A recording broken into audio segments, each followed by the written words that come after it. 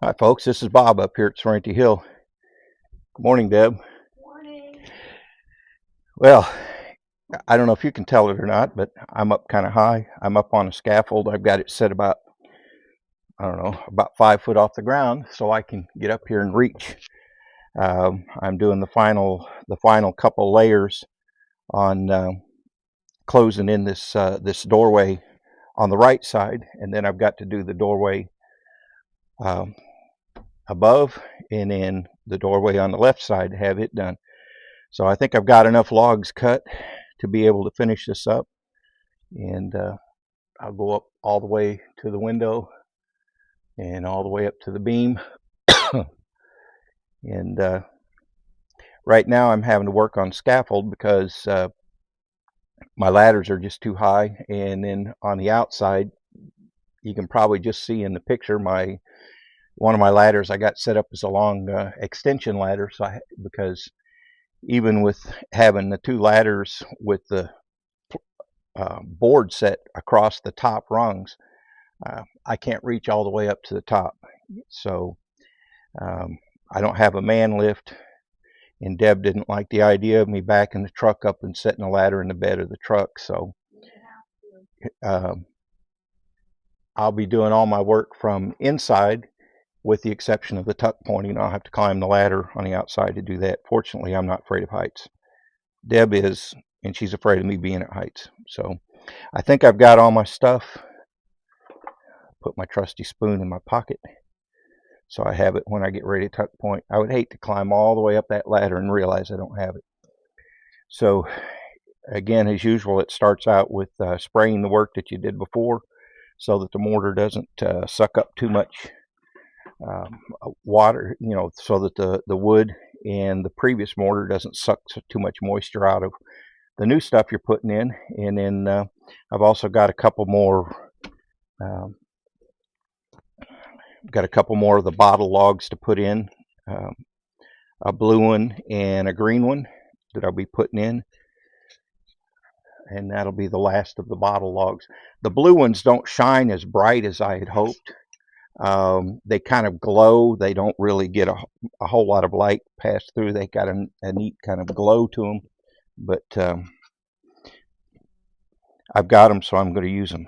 The clear and the green, of course, the green are the ones that show up the most. But uh, when I get done here, I'll take you down and I'll show you what we've done so far. I've got a bunch of bottles in this, to include one that was a rectangular bottle with a glass stopper in it.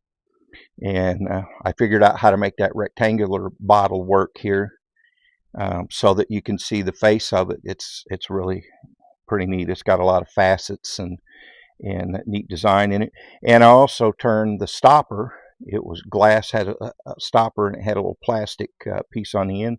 I took that end off and I combined that with a small jar, and turned the stopper into a bottle log. It looks pretty cool too. So without further ado, as you can hear, I'm kind of I didn't get anything done yesterday because I did not feel well. And I'm not feeling a whole lot better today, but at least I'm not dizzy today like I was yesterday. So I did not feel much like climbing up on scaffold and climbing up on ladder when my sinuses were a mess and I was feeling kind of dizzy. I just didn't think that would make for a good day. So didn't get much done. All right.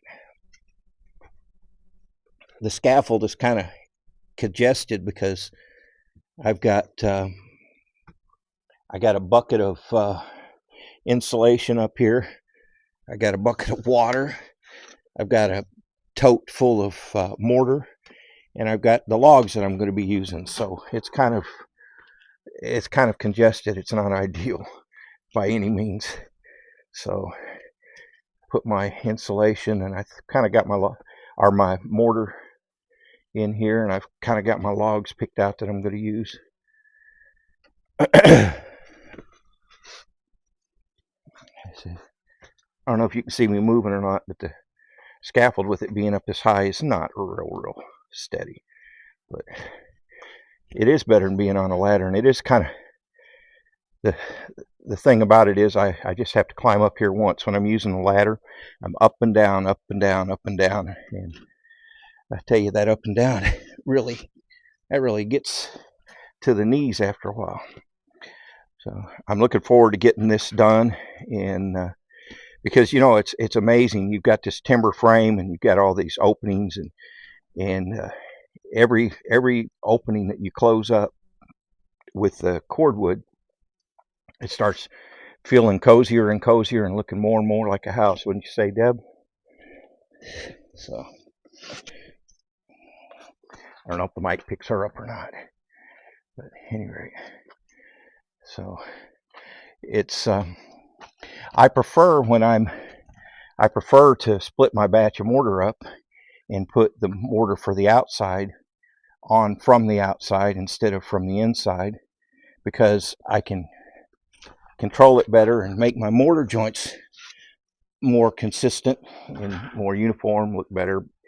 Yeah, but I just I really don't look forward to having to haul the mortar up by the bucket load on the ladder. When I've done that, I use a rope to lift it up, but I decided that since I can reach it from the inside, I will, and then I'll just have to clean it up a little out there. All right, got the mortar on both sides. Take the gloves off and put the insulation in. Getting my cord out of the way.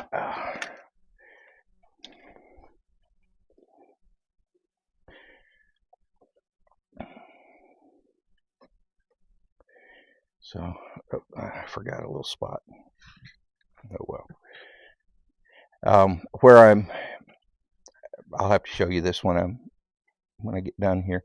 But I'm here by where the window is. The window is attached to a beam. That's what I'm knocking on here. It's about 3 inches or so, 3.5 inches in from the edge of the window.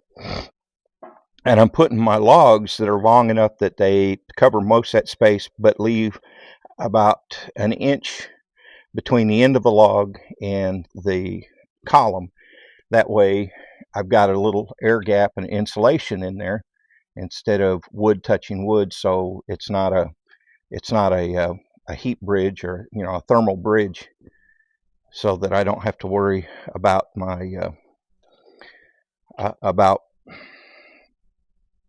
the beam creating a cold spot. Got some insulation there. Of course, all of my logs are kind of a thermal bridge, but they have an R. Let's see, I think it's 1.5.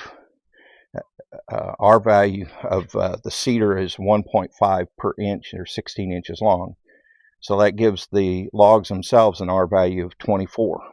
So, and if you've got a 2x4 wall with insulation in it, that's only, I believe, R13. And if you've got 2x6 walls, which is considered super insulated, it's got more room for insulation there. That's like R19. Of course, you've got whatever you've got on your cladding on the outside. If you put foam on the outside, that improves it. But still, you'd have to spend a lot of money to get a stick-built home to the insulation value of a cordwood home. So, kind of a neat thing. All right, now that I got that in, I can put some mortar on the top of that small log and insulate it, and then it's time to start putting logs in place. And again, I'll damp the logs so they don't suck up too much moisture from the mortar and make it dry too quickly. And so, got a nice big one here, and I'll be using, actually I'm going to use a half log here. I love splitting some of these logs in half and using just half logs. But the problem with being up on the scaffold is you start running out of space, and that's not a real good thing.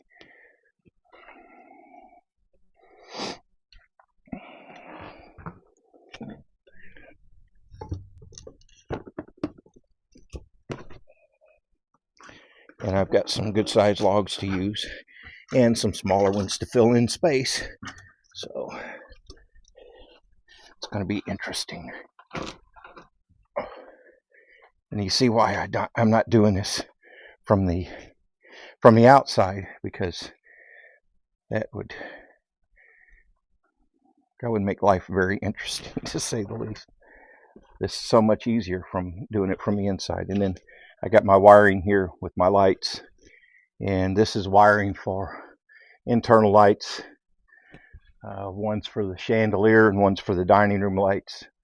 Those will end up, I'm going to have to drill a hole in another rafter to run the one for the chandelier over, and the one for the dining room lights is in good shape because there'll actually be a row of lights going down through here. So again, it's kind of like playing chess. You gotta make sure as you're doing things that you don't box yourself in and mess yourself up for the next move. I've done that a time or two. Ooh. You didn't see that, did you, Deb? Okay, good. I kind of wobbled a little bit there. Yeah, it does have a little wobble. Yeah. Okay. So I get 3 more logs there, and then I'll put my mortar. I'm really liking the way this doorway looks. It really, when you put the mortar on there, it really makes it look substantial.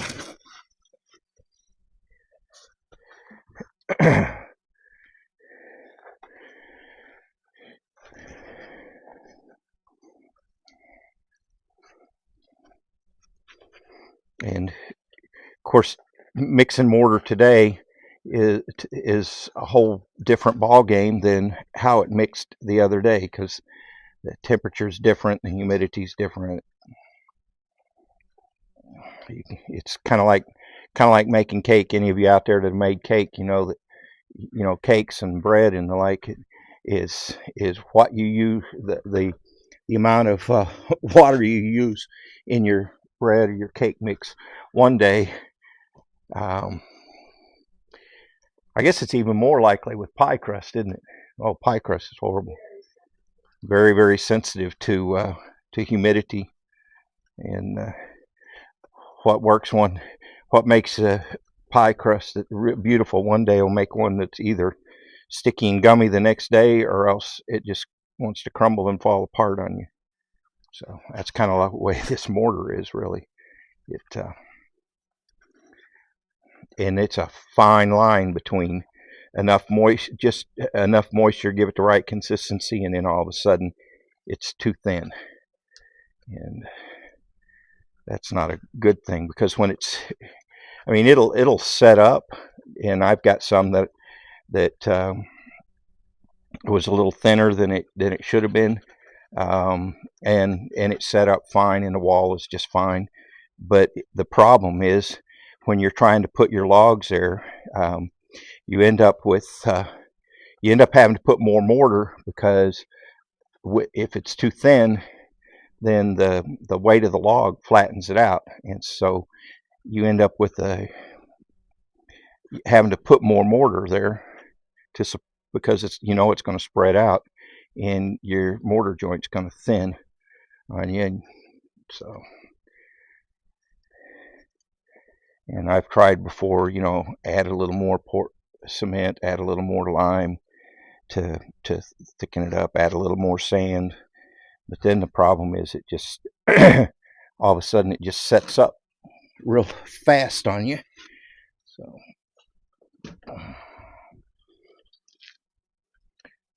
anyways, all right.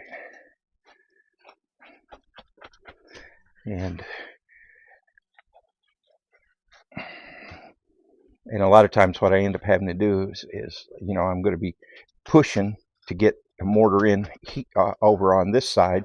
So I put mortar on the other side so that it doesn't move on me when I'm pushing it. Again, this is just a little bit looser.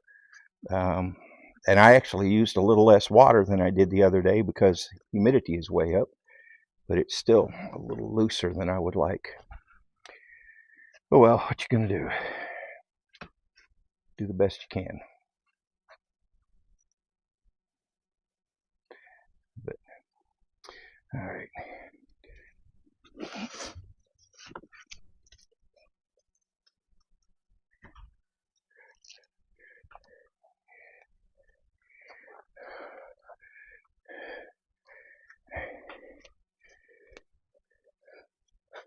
So I guess I shouldn't tell them what happened when you were coming back from a doctor, huh?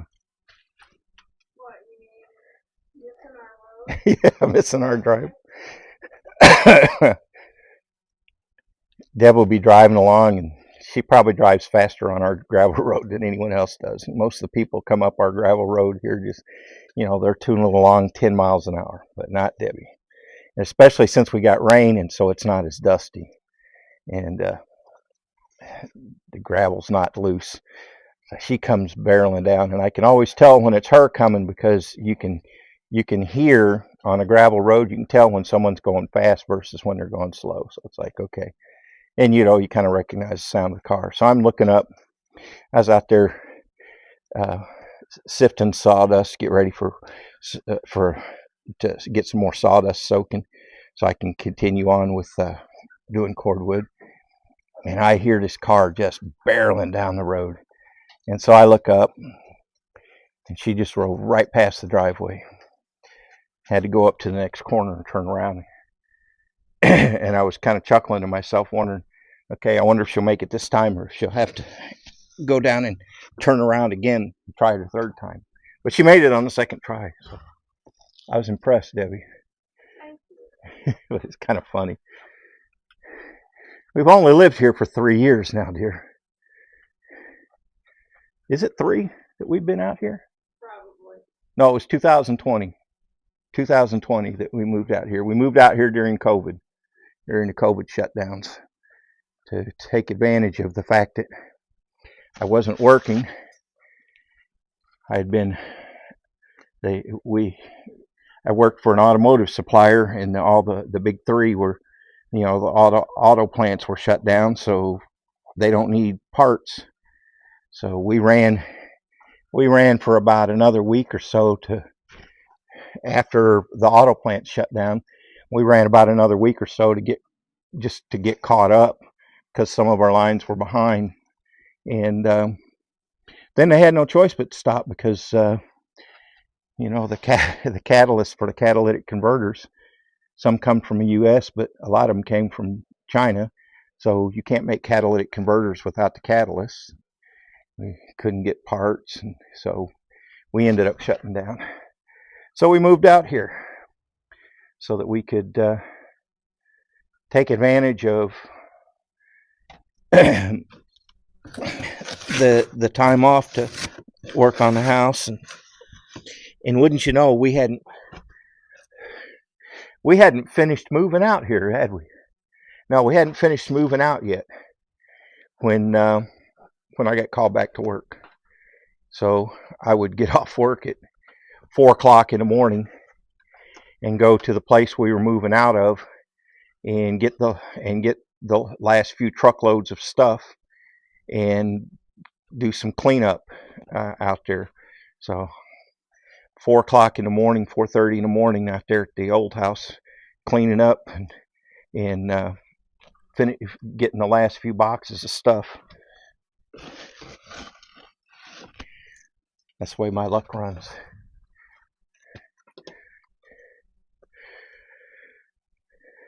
All right. So you get the idea. Putting the mortar in. I'll put me another decent size log right in here, and then a bottle, and then I'll be getting close to done. This will take me about 2.5 batches of mortar, and I'll have this side done and ready to start on the center. And the center is going to be interesting. I've got some red bottles, and I'm going to make a cross out of the red bottles. And there will be I've got a half log. I got a log picked out. I'm going to split in half, and I'll put it in the center and use it. And then the cross will be coming up out of that. So we thought long and hard what we were going to put up there, and decided to put something that shows our values and what we consider to be the most important thing. And we'll put that in there instead of putting our initial or anything like that. And that'll be red, and then there'll be a bunch of blue and green and clear bottles. So this whole next section will only have one log in it. The rest of it will be clear. Will be bottles. So that'll make it kind of neat. I had thought about getting another one of these windows, arch-shaped windows like I used in the door, to put above there. But wouldn't you know, when I went back thinking I'd buy another one of those windows, somebody else must have liked the fact that these $450 windows were down to $150, and they were all gone. So, and there were 3 of them left. So somebody else had the same idea as I did, I guess.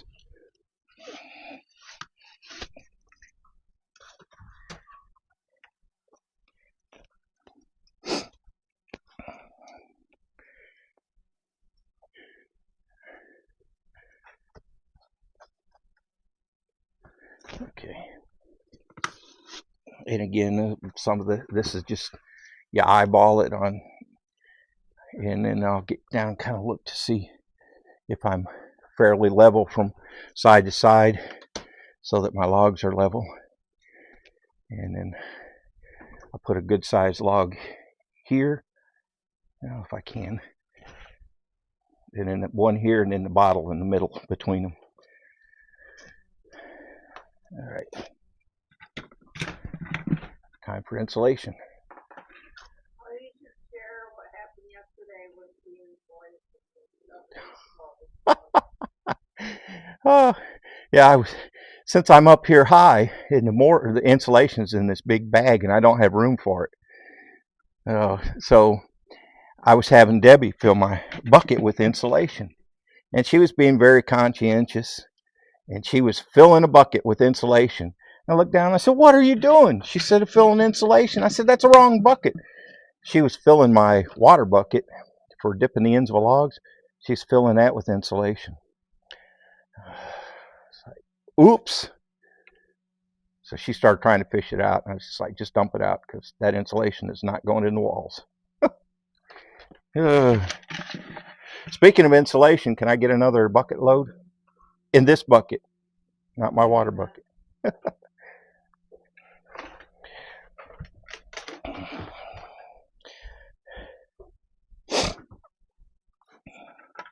All right.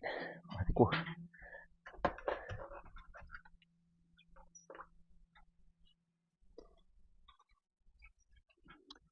all right.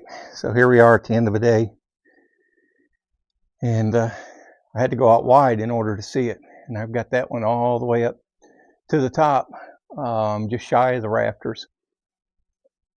When I close in above the window up there, I'll go ahead and get above the rafters. So I need to take I have to take my scaffold up probably about 4 or 5 notches higher.